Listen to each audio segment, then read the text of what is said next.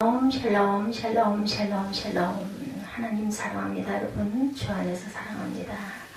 거짓 선지자들이 일어나는 그런 내용의 말씀이 베드로서 2장에 나타납니다. 멸망하게 할 이단들이 1절에 세상 사람들이 뭐라 그래요? 또한 거짓 선지자들이 일어났으니 그와 같이 너희 중에도 거짓 선생들이 있으리라. 그들은 멸망하게 할 이단을 가만히 끌어들여 자기들을 사신 주를 부인하고 임박한 멸망을 스스로 취하는 자들이다 말씀하죠. 세 가지를 말합니다. 멸망하게 할 이단이라는 것은 세상 사람들이 추구하는 것 세 가지. 호색, 탐심, 자기 영광입니다. 다 들어있죠. 호색, 탐심, 자기 영광. 그리고 2절에 보면 여럿이 그들을 호색하는 것을 따르더니 이로 말미암아 진리의 도가 비방을 받을 것이요 말하죠. 2장 2절에 음행을 쫓아가면 하나님의 말씀을 깨닫지 못하게 되고 이로 인해 사람들이 진리의 도를 비방하게 됩니다. 디모데후서 3장 6, 7절이죠. 남의 집에 가만히 들어가 어리석은 여자를 유인하는 자들이 있으니 항상 배우나 끝내 진리를 진리의 지식에 이룰 수가 없다. 그리고 3절에 그들의 탐심으로 지어낸 말을 가지고 너희로 이득을 삼으니 그들의 심판은 옛적부터 지체하지 아니하며 그들의 멸망은 잠들지 않았다. 하나님의 범죄한 천사들을 용서하지 아니하시고 지옥에 던져 어두운 구덩이에 두어 심판 때까지 지키게 하셨으며 옛 세상을 용서하지 아니하시고 오직 의를 전파하는 노아와 그 7 식구를 보존하시고 경건하지 아니한 자들을 세상에 홍수로 내리셨다. 5절이죠. 베드로서 3장 7절을 보면 그때의 세상은 물이 넘침으로 멸망하였으되 이제 하늘과 땅은 그 동일한 말씀으로 불사르기 위하여 보호하신 바 되어 경건하지 아니한 사람들의 심판과 멸망의 날까지를 말씀하고 있습니다. 복종하지 아니하면 이런 일들이 일어난다는 거죠. 유다서 1장 14, 5절에도 경건하지 않은 자가 경건하지 않게 행한 모든 경건하지 않은 일과 모든 완악한 말로 말미암아 그들을 정죄하려 하신다 말합니다. 그리고 6절에 소돔과 고모라 성을 멸망하기로 정하여 죄가 되게 하사 후세에 경건하지 아니할 자들에게 본을 삼으셨다고 말하죠. 5절에 옛 세상을 용서하지 아니하시고 오직 의를 전파하는 노아와 그 7 식구를 보존하시고 경건하지 아니한 자들을 세상에 홍수를 내리셨어요. 그리고 소돔과 고모라는 물로 불로 심판하시죠. 7절에 불법한 자들의 음란한 행실로 말미암아 고통당하는 의로운 롯을 건지셨습니다. 얘는 의인의 그 중에 거하여 날마다 불법한 행실을 보고 들음으로 그 의로운 심령이 상했다. 9절에 보면 주께서 경건한 자는 시험에서 건지실 줄 아시고 불의한 자는 형벌 아래 두어 심판 날까지 지키셨다라고 말하죠. 경건한 자, 곧 말씀에 순종하는 자를 시험에서 건져내신다라는 뜻을 갖고 있습니다. 마태복음 7장 24절에서 27절에 누구든지 나의 이 말을 듣고 행하는 자는 그 집을 반석에 지은 지혜로운 사람 같으리니 비가 내리고 창수가 나고 바람이 불어 그 집에 부딪히되 무너지지 않죠. 10절에 뭐라고 말씀하세요? 특별히 육체를 따라 더러운 정욕 가운데 행하며 주관하는 일을 멸시하는 자들에게는 형벌할 줄 아시느니라. 이들은 당돌하고 자긍하여 떨지 않고 영광 있는 자들을 비방하거니와 말합니다. 육체를 따라 더러운 정욕 가운데 행하며 형벌할 줄, 육체를 따라 정욕대로 사는 자는 결코 하나님의 나라를 유업으로 받지 못합니다. 로마서 1장 28절에 32절에 모든 불의, 추악, 탐욕, 악의가 가득한 자여 사기, 살인 이 같은 일을 행하는 자는 사형에 처한다고 말씀하죠. 고린도전서 6장 9절 10절에 불의한 자, 음행하는 자는 하나님의 나라를 유업으로 받지 못하리라. 갈라디아서 5장 19절에서 21절에 음행과 이런 일을 하는 자들은 하나님의 나라를 유업으로 받지 못한다. 에베소서 5장 1절에서 6절에도 음행과 우상 숭배하는 자는 하나님의 나라에 기업을 얻지 못한다. 골로새 3장 1절에서 6절에도 땅에 있는 지체를 죽이라. 이것들로 말미암아 하나님의 진노가 임한다라고 말씀합니다. 불의의 값으로 불의를 당하며 낮에 즐기고 노는 것을 기쁘게 여기는 자들이니 점과 흠이라. 너희와 함께 연회할 때 그들의 소임새로 즐기고 놀며 음심이 가득한 눈을 가지고 범죄하기를 그치지 아니하고 굳세지 못한 영혼들을 유혹하며 탐욕에 연단된 마음을 가진 자들이니 저주의 자식이라고 말하고 있죠. 그러나 이 사람들은 본래 잡혀 죽기 위하여 난 이상 없는 짐승 같아서 그 알지 못하는 것을 비방하고 그들의 멸망 가운데 멸망을 당한다. 불의의 값으로 불의를 당하며 낮에 즐기고 노는 것을 기쁘게 여기는 자들이니 점과 흠이라. 너희와 함께 연회할 때 그들의 그들의 속임수로 즐기고 논다. 그들의 바른 길을 떠나 미혹되어 부올의 아들 발람의 길을 따르는도다. 그런 불의의 삭습 사랑하다가 자기의 불법으로 말미암아 책망을 받되 말하지 못하는 나귀와 사람의 소리로 말하여 이 선지자 미친 행동을 저지하느니라. 이 사람들은 17절입니다. 물없는 샘이여 광풍에 밀려가는 안개니 그들을 위하여 캄캄한 어둠에 예비되어 있나니 그들의 허탄한 자랑의 말을 토하며 그릇되게 행하는 사람들에게 겨우 피한 자들을 음란으로서 육체의 정욕 중에서 유혹하는도다. 그들에게 자주를 준다 하여도 자신들은 멸망의 종들이니 누구든지 진 자는 이긴 자의 종이 됨이라. 만일 그들이 우리 주 되신 구주 예수 그리스도를 알므로 세상의 더러움을 피한 후에 다시 그 중에 얽매이고 치면 그 나중 형편이 처음보다 심하니라. 21절이죠. 의의 도를 안 후에 받은 거룩한 명령을 저버리는 것보다 알지 못하는 것이 도리어 그들에게 낫다. 의의 도에 대해서 말씀합니다. 신의 산에서 모세를 통하여 이스라엘 백성에게 선포하신 언약의 말씀을 뜻하죠. 의의 도는 마태복음 21장 32절에 32절에 의의 도 새 요한에 대해서 말라기 4장 6절에 4절에서 6절에도 의의 말씀이라고 표현하고 있습니다. 로마서 2장 13절에 오직 율법을 행하는 자라야 의롭다 하심을 얻는다라고 말씀하고 있습니다. 그래서 참된 속담에 이르기를 개가 그 토했던 것을 돌아가고 돼지가 씻었다 더러운 구덩이에 도로 누웠다는 말이 그들에게 임했다. 거룩한 명령을 저버리는 그런 자들은 도리어 그들에게 그것보다는 나으리라. 이렇게 전체적인 말씀을 한번 쭉 보았습니다. 베드로는 하나님께서 선지자들을 통하여 예언을 주실 때에 민간의 거짓 선지자들이 일어났음을 상기시키면서 교회에도 거짓 선생들이 있을 것이다 있었죠. 지금도 있습니다. 하나님의 진리의 말씀이 있는 곳에는 언제나 사단의 방해로 인하여 거짓 복음이 자라납니다. 이단들은 그리스도를 부인하고 행실에서 호색하는 것을 쫓아 진리의 도로 회방하는 것이 특색임을 밝힌 베드로는 그들에 대한 멸망 심판이 지체하지 아니할 것을 경고하죠. 야훼를 배반케 하려는 자 신명기 13장 5절입니다. 그런 선지자나 꿈꾸는 자는 죽이라. 이는 그가 너희에게 너희를 애굽 땅에서 인도하여 내시며 종되었던 집에서 성령하신 너희 하나님 야훼를 배반하게 하려 하며 너희 하나님 야훼께서 내게 행하랴 명령하신 도에서 너를 꿰어내려고 말하였습니다. 너는 이같이 하여 너희 중에서 악을 제할지니라. 어그러진 말을 하죠. 사도행전 20장 30절에 또한 여러분 중에서도 제자들을 끌어 자기를 따르게 하려고 어그러진 말을 하는 사람들이 일어날 줄을 내가 아노라 말합니다. 노아시대 홍수 심판에 대해서 5절에 말씀하고 있죠. 옛 세상에 용서하지 아니하고 오직 의를 전파하는 노아의 식구 7만 보존하셨어요. 경건하지 아니한 자들을 세상에 홍수를 내리셨다. 베드로 사도는 노아 시대가 하나님께 범죄함으로 심판받은 것을 예증으로 들었어요. 불의한 자들은 하나님의 용서를 받지 못하고 심판을 받게 되는 것을 밝힙니다. 노아 시대의 사람들은 마음의 모든 계획이 악하여 세상의 죄악을 관영케 하므로 하나님의 심판을 받게 되었던 거죠. 하나님께서는 세상의 죄악이 관영함을 보시고 홍수 모든 인류로 심판하셨지만 그 중에 의인인 노아와 그의 7 식구들은 구원하시죠. 이와 같이 하나님께서는 공의로 심판하는 동시에 사랑으로 의인을 구원하셔서 자비를 베푸십니다. 모두 멸망당했어요. 창세기 7장 22~23절에 육지에 있어 그 코로 생명의 기운에 숨이 있는 것은 다 죽었더라. 지면의 모든 생물을 쓸어버리시니 곧 사람과 가축과 기는 곳과 공중의 새까지라. 이들은 땅에서 쓸어버림을 당하였을 때 오직 노아와 그와 함께 방주에 있던 자들만 남았더라. 구원받은 의인의 가족이죠. 창세기 7장 1~6절입니다. 야훼께서 노아에게 이르시되 너와 내 온 집은 방주로 들어가라. 이 세대에서 내가 내 앞에 의로움을 내가 보았느니라. 소돔과 고모라의 심판이 6절을 말씀하고 있습니다. 옛 세상을 용서하지 아니하시고 오직 의를 전파하는 노아와 6절 소돔과 고모라 성을 멸망하기로 정하여 죄가 되게 하사 후세에 경건하지 아니할 자들에게 본을 삼으셨다 말씀하죠. 무법한 자들의 음란한 행실로 말미암아 고통당한 의로운 롯을 건지시는 사건이 일어납니다. 소돔과 고모라의 불심판은 노아 때 홍수심판과 같이 그 범위가 크지는 않았어요. 불경건한 자들에 대한 하나님의 심판을 예표합니다. 하나님의 심판이 임한 소돔과 고모라 성은 그곳에 있던 사람들만 멸망을 받을 것이 아니라 그 땅도 황폐하게 되죠. 이는 인간의 죄로 인한 심판이 자연 만물에까지 미치는 것으로 인간 죄악의 심각성과 영향을 보여줍니다. 노아의 홍수 심판 때 인간의 죄악은 다른 모든 호흡하는 동물까지 하나님 심판을 받아 물속에 잠길 수밖에 없게 됩니다. 한편 하나님께서 소돔과 고모라 성의 죄악을 심판하실 때 의인 롯을 구원하죠.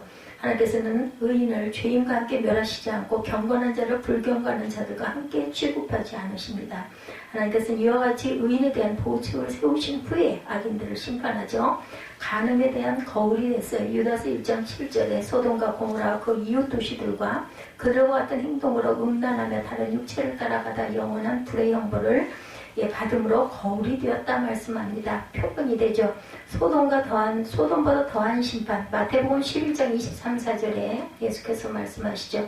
가버나움아 내가 하늘에까지 높아지겠느냐 음부에까지 낮아지리라. 내가 행한 모든 권능을 소돔에서 행하였더라면 성에 오를까지 있었으리라 말합니다. 내가 너에게 이르노니 심판날에 소돔 땅이 너보다 견디기 쉬우리라. 더 어려울 것이다 라는 거죠. 형벌을 받을 자들에 대해서 하나님을 멸시하는 불의한 자들에 대해서 10절에 말씀합니다. 이는 의인이 그들 중에 거하여 날마다 저 불법한 행실을 보고 들음으로 그 의로운 심령을 상하리라. 10절 9절에 주께서 경건한 자는 시험에서 건지실 줄 아시고 불의한 자는 형벌 아래 두려 심판날까지 지키시며 10절에 특별히 육체를 따라 더러운 종욕 가운데 행하며 주관하는 일을 멸시하는 자들에게 형벌할 줄 아시느니라. 이들은 당돌하고 자긍하며 떨지 않고 영광 있는 자들을 비방한다 말하죠. 불의한 자들은 죄인들을 구속하시기 위해 구속 역사를 주관하시는 구속주 하나님을 멸시한 자들입니다. 이들은 주님의 심판과 구원의 소식을 믿지 않고 오히려 비웃고 대적하죠. 또한 그들은 하나님을 창조주로 믿지 않을 뿐만 아니라 하나님의 심판도 믿지 않기 때문에 아무런 두려움도 없이 마음대로 죄를 지으며 자기 욕심대로 살아갑니다. 하나님께 대한 두려움이 없이 자기 고집대로 행하는 자들은 소극적으로 하나님의 말씀에 순종하지 아니할 뿐 아니라 적극적으로는 하나님의 영광을 회방하는 자들, 베드로사도는 하나님께 대하여 두려움이 없이 담대하게 범죄하며 고집하여 떨지 않고 하나님의 영광을 회방하는 자들을 특별히 형벌받는 자들이다 말합니다. 하나님을 두려워하지 않아요. 유다서 1장 8절에 그러한데 꿈꾸는 이 사람들도 그와 같이 육체를 더럽히며 권위를 업신여기며 영광을 비방한다. 하나님의 진노를 쌌습니다. 로마서 2장 5절에 다만 내 고집과 회개하지 아니한 마음을 따라 진노의 날 곧 하나님의 의로운 심판이 나타나는 그날에 이 말 진노를 내게 쌌는다 말씀하죠. 이성 없는 짐승 같은 자들에 대해서 12절에 증거합니다. 11절부터 더 큰 힘과 능력을 가진 천사들도 주 앞에서 그들을 거슬러 비방하는 고발을 하지 아니하느니라. 그러나 이 사람들은 본래 잡혀 죽기 위하여 난 이성 없는 짐승 같아서 그 알지 못하는 것을 비방하고 그들의 멸망 가운데 멸망을 당한다. 하나님을 대적하여 형벌을 받을 자들은 이상 없는 짐승 같다고 베드로사도는 진술했는데 이는 그들이 멸망받을 줄도 모르고 담대하게 죄악을 범하기 때문이죠. 그들은 장차 있을 심판을 생각하지 않고 오직 현재의 쾌락과 욕심만을 쫓아 방자의 행함으로 멸망을 자처합니다. 베드로사도는 그들이 범죄하기를 쉬지 아니하고 다른 영혼들을 유혹하여 범죄에 빠뜨리며 탐욕에 연단된 마음을 가진 저주의 자식이라고 묘사합니다. 징계를 싫어하죠. 잠언 12장 1절에 훈계를 좋아하는 자는 지식을 좋아하거니와 징계를 싫어하는 자는 짐승과 같다. 행위의 보응을 받습니다. 이사야 3장 11절에 악인에게는 화가 있으리니 이는 그의 손으로 행한 대로 그가 보응을 받을 것이다. 발람의 길을 쫓는 자들에 대해서 15절에 말씀하죠. 음침이 가득한 눈을 가지고 범죄하기를 그치지 아니하고 굳세지 못한 영혼들을 유혹하며 탐욕에 연단된 마음을 가진 자들이니 저주의 자식이라. 그들이 바른 길을 떠나 미혹되어 부올의 아들 발람의 길을 따르는도다. 그는 불의의 삭슬을 사랑하다가 자기의 불법으로 말미암아 책망을 받되 말하지 못하는 나귀가 사람의 소리로 말하여 선지자 미친 행동을 저지하였느니라. 발람은 모압왕 발락이 이스라엘을 저주하도록 부탁했을 때 겉으로는 거부하면서도 마음속에는 탐심이 가득하여 발락의 말대로 이스라엘을 저주하려고 했어요. 발람의 결과적으로 거짓 선지자임이 밝혀졌듯이 초대교회에도 겉으로는 하나님의 말씀을 교훈하는 것 같지만 실제로는 거짓된 이단 교리를 가르치는 거짓 교사들이 일어납니다. 베드로사들은 이들이 발람의 길과 같이 배도의 길을 쫓는 자들이라고 말하죠. 이단 교리를 가르쳐 교회를 파괴하려는 거짓 교사들은 모압왕 발락의 재물에 눈이 먼 발람과 같이 불의의 삭슬을 사랑하는 자들입니다. 이들은 거짓 교훈으로 사람들이 죄의 재물을 취하는 탐욕에 빠진 자들이죠. 베드로 사도는 발람이 하나님의 심판을 받았듯이 거짓 교사들도 심판을 받아 멸망할 것임을 교훈합니다. 발람의 교훈은 행음입니다. 계시록 2장 14절에 그러나 내게 두어 가지 책망할 것이 있나니 거기 내게 발람의 교훈을 지키는 자들이 있도다. 발람이 발락을 가르쳐 이스라엘 자손 앞에 걸림돌을 놓아 우상의 제물을 먹게 하였고 행음하게 하였다 말하죠. 자기 이익만 도모하죠. 이사야 56장 11절 이 개들은 탐욕이 심하여 족할 줄을 알지 못하는 자들이요 그들은 몰지각한 목자들이라 다 제 길로 돌아가며 사람마다 자기 이익만 추구한다 이렇게 말합니다. 미혹을 받아 타락한 배도자라 그러죠. 16절에 자기 불법으로 말미암아 책망을 받되 말하지 못하는 나귀가 사람의 소리로 말하 이 선지자 미친 행동을 저지하려 하였느니라. 베드로 사도는 거짓 교사들이 물없는 샘과 같고 강풍에 물려가는 안개와 같아서 결국엔 멸망을 받게 될 것을 교훈하죠. 그들은 미혹하는 데서 겨우 피한 믿음이 연약한 자들을 유혹하여 죄악의 길로 끌고 가는 자들로 하나님의 복음을 대적하는 자들.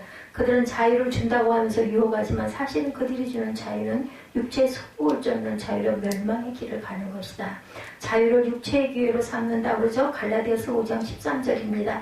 형제들아 너희가 자유를 위하여 부르심을 입었으나 그러나 그 자유로 육체의 기회를 삼지 말고 오직 사랑으로 서로 종로로 타라 말씀합니다. 다시 더러움에 얽매이게 된 자들이죠. 하나님의 구원의 은총을 체험하고 세상의 더러움에서 벗어난 자가 믿음을 저버리고 다시 세상의 더러운 곳에 얽매이게 되면 나중에 형편이 처음보다 더 심하다. 그들을 자유로 준다 해도 자신의 멸망의 종들이니 누구든지 진자는 이긴 자의 종이 됩니다. 만일 그들이 우리 주 되신 예수 그리스도를 알므로 세상의 더러움을 피한 후에 다시 그 중에 얽매이고 치면 그 나중 형편이 처음보다 심하리니 의의 도를 안위에 받은 거룩한 명령을 저버리는 것보다 알지 못하는 것이 도리어 그들에게 나으리라. 그래서 참된 속담에 이르기를 개가 터였던 것이 돌아가고 돼지가 씻었다 더러운 구덩이에 도로 누웠다는 말이 그들에게 응했다. 그 집이 깨끗이 청소되고 수리되었으므로 7 귀신을 데리고 그 집에 다시 들어가서 그 사람이 낳은 형편이 전보다 심하게 되었다라는 말씀 마태복음 12장 43절에서 45절의 말씀과 같이 된다. 예수님께서 말씀하신 7 귀신의 비유와도 일맥상통하는 거죠. 처음에는 한 귀신이 있다가 나갔는데 다시 돌아와 보니 집이 청소되고 수리되었으므로 7 귀신을 데리고 그 집으로 들어가 그 사람의 나중 형편이 전보다 심하게 되었다. 즉 구원의 은혜를 체험한 자가 다시 타락하게 되면 그 전보다 더 더러워진다라는 거죠. 악심으로 떨어집니다. 히브리서 3장 12절에 형제들아 너희는 삼가 혹 너희 중에 누가 믿지 아니하는 악한 마음을 품고 살계신 하나님에게서 떨어질까 조심할 것이요 오직 오늘이나 일컫는 동안에 매일 피차 권면하여 너희 중에 누구든지 죄의 유혹으로 완고하게 되지 않도록 하라. 히브리서 3장 12~13절입니다. 멸망의 종류가 됩니다. 유다서 1장 12절에 그들은 기탄 없이 너희와 함께 먹으니 너희의 애찬에 암초요 자기 몸만 기르는 목자요 바람에 불려가는 물 없는 구름이요 죽고 또 죽고 뿌리까지 뽑힌 열매 없는 가을나무요. 개와 돼지에 비유하는 배도자 22절이죠. 베드로 사도는 배도자들에 대한 묘사로 개가 그 토하였던 곳에 돌아가고 돼지가 씻었다 더러운 구덩이에 도로 누웠다라는 속담을 인용합니다. 이 속담을 인용한 것은 더러운 죄악 속에서 그리스도의 구속으로 죄 씻음을 받아 깨끗해진 자들이 다시 세상의 더러운 곳 속에 들어가 죄악 속에 빠지게 됨을 나타내기 위해서 그들은 더러운 곳으로 다시 돌아감으로 자신들에게는 그리스도의 피가 소용없음을 밝히고 궁극적으로 사단의 종임을 밝히 드러냅니다. 그러므로 이들은 처음부터 죄악 속에 그냥 있었던 자들보다 더욱 사악한 자들이다. 사람이 죄를 지는 게 처음이 가장 두렵고 무서워요. 두 번째, 세 번째는 그냥 나중에는 아무 감각이 없어지는 거죠. 점점 더 나빠진다라는 거죠. 그리고 다시 돌이킬 수가 없어집니다. 미련한 자, 잠언 26장 11절 개가 그 토한 것을 도로먹는 것 같이 미련한 자는 그 미련한 것을 거듭 행한다. 어느 시대나 복음이 전파되는 곳에는 이단들이 기생했던 것 같이 오늘날에도 이단들이 복음을 왜곡시키고 믿음이 연약한 자들을 미혹하고 있습니다. 성도들은 이러한 사실을 기억하여서 언제나 믿음에 굳게 서서 깨어있으므로 사단의 세력과 싸워서 승리해야 되겠죠. 평행선과 탈선, 기차가 달리는 선로는 평행선이에요. 기차 선로가 평행선이 아닌 경우는 없죠. 평행선이 아니면 탈선하기 때문입니다. 기차가 탈선하면 곧바로 대형 사고가 일어나죠. 기차 선로가 평행선인 것이 옳습니다. 그렇지만 옳지 않은 평행선이 있는데 부부관계가 평행선이죠. 부부관계가 평행선이면 괴롭습니다. 평행선이 지속되면 부부 생활이 지옥이 되죠. 기차선로와 같이 옳은 평행선이 있어요. 신앙의 평행선. 그렇죠? 그리스도인은 신앙생활을 할 때 하나님과 평행선이어야 합니다. 평평한 신경전과 같은 평행선이 아니라 하나님의 뜻과 함께 어깨동무하며 가는 나란히 가는 평행선을 말합니다. 만약 하나님과 평행선이 못되면 반드시 하나님 밖으로 탈선하게 되죠. 옳지 않은 운전이 있습니다. 바로 음주운전이죠. 음주운전은 운전자의 탈선입니다. 운전자는 정상적인 몸과 마음 상태에서 운전해야 되겠죠. 경찰관이 음수단속을 왜 할까요? 운전자가 탈선하지 말라는 무언의 메시지죠. 음주운전을 하는 순간 결과는 뻔합니다. 신앙생활은 하나님과 평행선을 달려야 되죠. 그렇지 않으면 탈선합니다. 신앙생활 중 탈선은 몇 가지로 나타납니다. 첫째, 우상숭배죠. 둘째, 이단에 빠집니다. 셋째, 세상을 하나님보다 더 사랑하게 됩니다. 세 번째, 많은 사람들이 속해 있습니다. 우리의 신앙은 하나님과 함께 평행선의 삶을 살아가야 된다. 신앙이 탈선하면 안 되겠죠. 신앙이 탈선하는 순간 인격이 파괴됩니다. 더 나아가 가정이 파괴됩니다. 결국은 영혼까지 나도 모르게 파괴가 되죠. 베드로 당시 그리스도인들도 탈선을 이렇게 많이 했어요. 바른 길을 떠나 미혹의 길로 들어서죠. 발람의 길을 따랐다. 15절에 개가 그 토했던 것에 돌아가고 돼지가 씻었다 더러운 구덩이에 도로 누웠다. 적나라한 표현을 하고 있습니다. 22절에 이 말은 한마디로 당시 그리스도인들이 탈선했다는 것을 말합니다. 곧 그리스도인들이 하나님과 평행선을 깬 거예요. 예, 다른 말로 하나님께서 원하시지 않은 선을 넘은 거죠. 돌아오지 못할 선을 넘어선 겁니다. 하나님의 선을 넘어선 절대 안 됩니다. 신앙생활을 하다 보면 선을 넘는 일들이 많이 일어납니다. 그런데 돌아오지 못할 선을 넘지 않아야 합니다. 선은 두 가지가 있습니다. 돌아올 수 있는 선, 돌아오지 못할 선. 대부분은 돌아오지 못할 선을 넘습니다. 그러므로 그리스도인은 선을 넘지 말아야 되겠다. 왜 그리스도인은 선을 넘지 말아야 하는가? 넘는 순간 끝장이 나죠. 초대교회 그리스도인들도 끝장이 났어요. 그들이 바른 길을 떠났어요. 15절에 바른 길을 떠나면 그릇된 길로 들어섭니다. 그들은 미혹의 길로 들어섰어요. 그죠? 그 미혹된 길을 발람의 길을 예를 들어서 설명되어진 오늘 본문 베드로서 2장이죠. 발람의 길은 불의의 삭슬을 사랑하는 길입니다. 가지 않을 길을 가죠. 발람은 불의의 삭슬을 사랑하다 나귀에까지 책망을 받는 사람이 됩니다. 발람의 행동은 소위 미친 행동과 다름없었다. 16절에 말씀하고 있죠. 하나님은 오늘날 그리스도인들이 발람의 길을 걸어가지 말자 말씀합니다. 발람의 이야기는 민수기에 담겨 있습니다. 시작은 발람이 하지 않았어요. 발락이 시작하죠. 발락은 모압 왕이었습니다. 이스라엘 자손이 모압 평지에 진을 치죠. 발락은 이스라엘이 아모리 사람에게 한 것을 보았습니다. 이스라엘의 강함에 두려움을 가지고 이스라엘 백성들이 많음에 또한 심히 범민합니다. 그래서 찾은 묘책이 발람을 활용하는 것이었어요. 발락은 발람에게 복채를 듬뿍 주어서 이스라엘을 저주하고자 하죠. 이를 하나님께서 아셨어요. 하나님께서 발람에게 이스라엘을 저주하지 말라고 엄포를 놓으십니다. 그러자 주저했지만 결국 돈 때문에 저주하러 길을 떠났어요. 거기다 참편인을 당합니다. 나귀에게 말을 듣죠. 하나님께서 발람에게 저주하지 말라고 하신 이유가 있었어요. 이스라엘이 하나님과의 관계가 깊었기 때문입니다. 즉 이스라엘은 하나님의 복을 받은 자들이었기 때문이죠. 민수기 22장 12절에 증거합니다. 발람의 돈을 받고 이스라엘을 저주하는 것은 선을 넘은 행위입니다. 기준선인 하나님의 선을 넘은 악한 행위죠. 발람만 선을 넘은 것이 아니라 인류의 조상 아담과 하와도 하나님께서 원하시지 않은 선을 넘었어요. 넘지 않은 선을 넘자 원죄가 인간에게 들어옵니다. 군대 복무 중 어쩌다 한 번 들려오는 뉴스, 휴전선 월북 사건이었습니다. 휴전선을 넘어서는 안 된다. 월북하면 국가의 처벌을 받는다. 바다에도 선이 있어요. 그죠? 예. NLL이라고 말합니다. NLL은 North Limit Line, 약자로 북방 한계선을 말해요. North Limit Line. 땅에 휴전선이 있다면 바다에는 NLL이 있습니다. 무슨 선? 예, 북방 한계선. 이 선은 바다의 휴전선입니다. 배는 NLL을 절대로 넘어서는 안 된다. 신앙에도 선이 있죠. 하나님의 선을 넘지 말아야 된다. 즉 하나님 말씀을 어기지 않는 것을 얘기하죠. 구약에서 선을 넘은 사람이 있어요. 바로 요나였죠. 요나는 넘지 말아야 할 하나님의 선을 넘었습니다. 자기 생각으로 하나님께 말씀의 선을 넘죠. 하나님의 뜻은 요나가 니느웨에 가서 복음을 전하는 것이었는데 다시스로 도망을 가죠. 그는 결국 하나님의 선을 넘어 다시스로 갔어요. 이는 요나가 넘지 않을 선을 넘은 것을 말합니다. 결국 큰 물고기에 잡혀 먹죠. 하나님의 선을 넘으니 생명의 위험선이 기다리고 있습니다. 신약에도 선을 넘은 사람이 있죠. 바로 베드로였어요. 예수님께서 베드로와 야고보와 요한을 데리고 따라 높은 산에 올라가시죠. 그때 예수께서 제자들 앞에 영광의 모습으로 광채가 나며 변형이 되셨어요.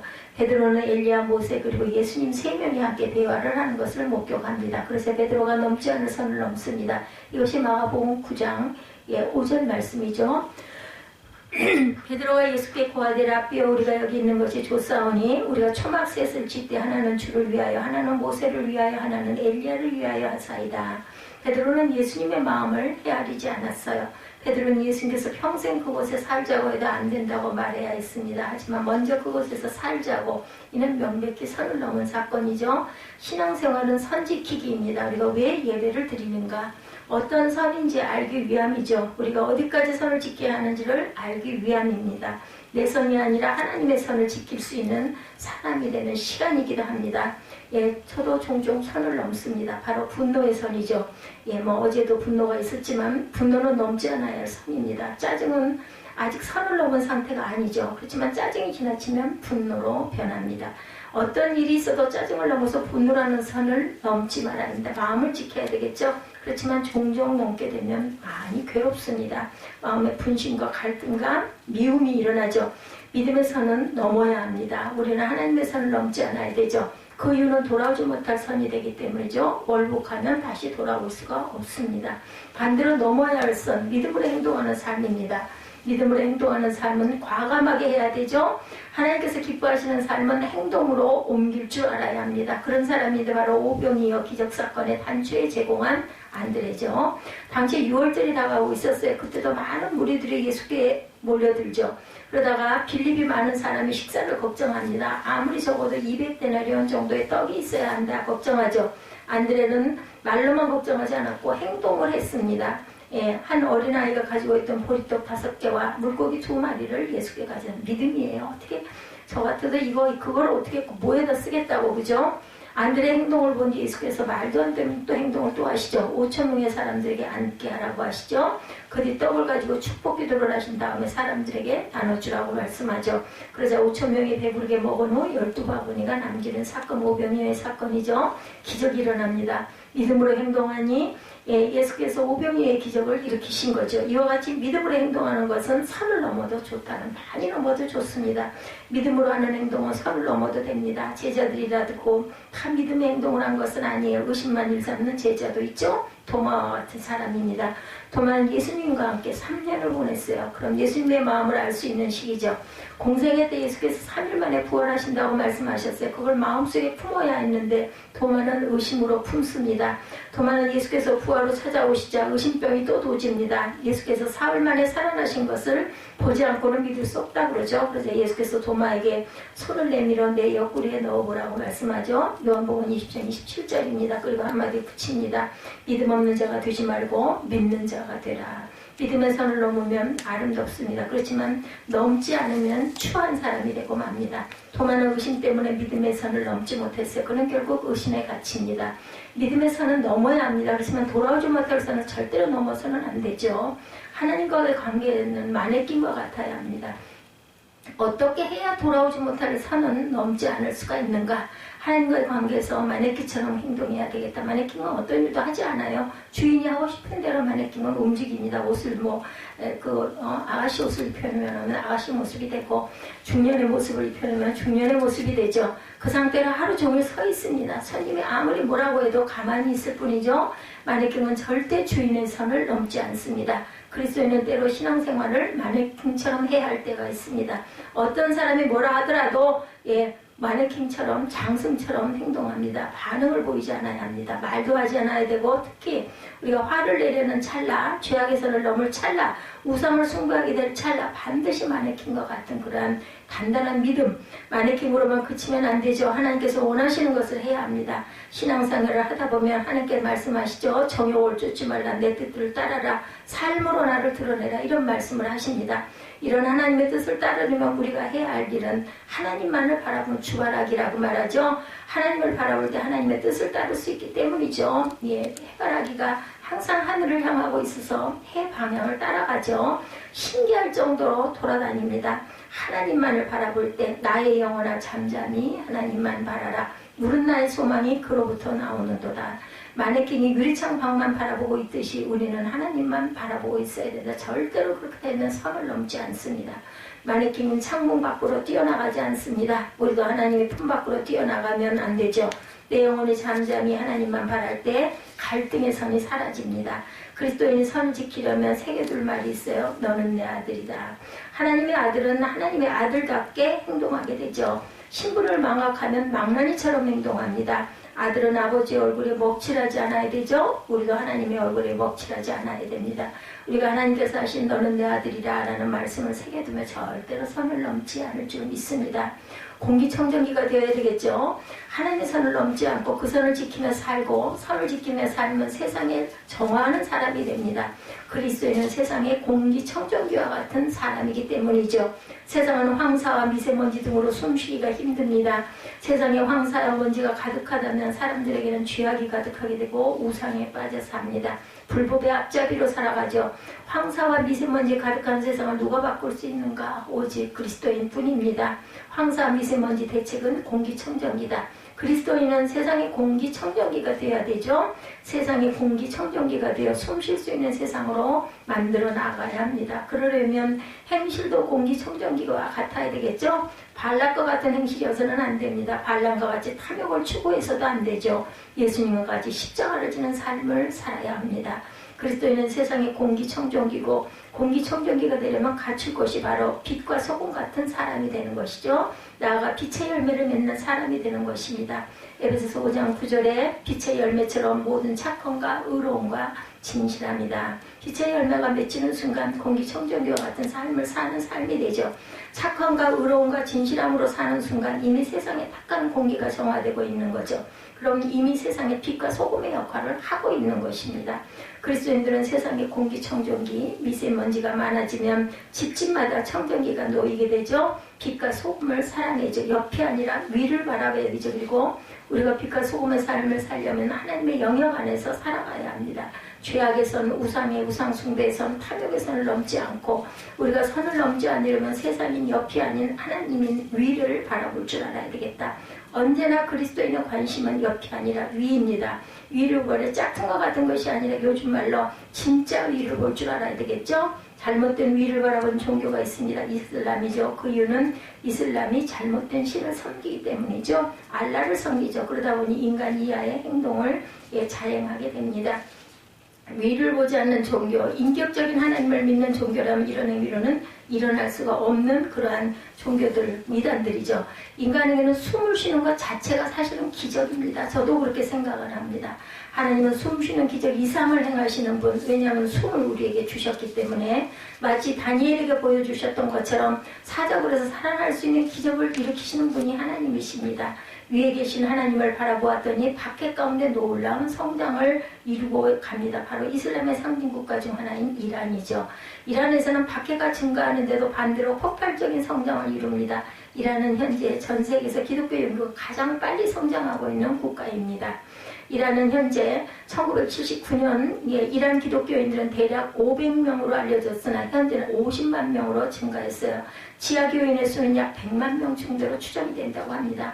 미국 오픈도어즈는 박해의 강도가 강화되고 더욱 늘어나고 있음에도 불구하고 교회는 계속 성장합니다. 왜냐하면 사람들은 박해 앞에서도 그들의 신앙을 포기하지 않기 때문에 박해가 있으면 오히려 신앙은 성장합니다. 그게 신앙은 논리적인 논쟁이 아니라고 전합니다. 그들 중 한 목사님의 고백은 난 예수님이 필요하다. 예수님이 없으면 생명도 희망도 없다. 예수님 없이는 단 한순간도 살 수가 없다. 우리들 중 누구도 살 수가 없다. 신앙생활이란 선을 넘지 않는 것, 악을 향한 선을 넘지 말아야 되고 믿음의 선만 넘어야 한다라는 거. 오늘 하나님은 소극적으로 세상을 향해 선을 넘지 말라고 말씀하죠. 적극적으로 믿음의 선을 넘으라고. 그 기준선은 바로 뭘까요? 하나님의 말씀입니다. 신앙관계로 부지런히 전했습니다. 우리 찬양 한 장 하시고 축도로 예배를 마치도록 하겠습니다.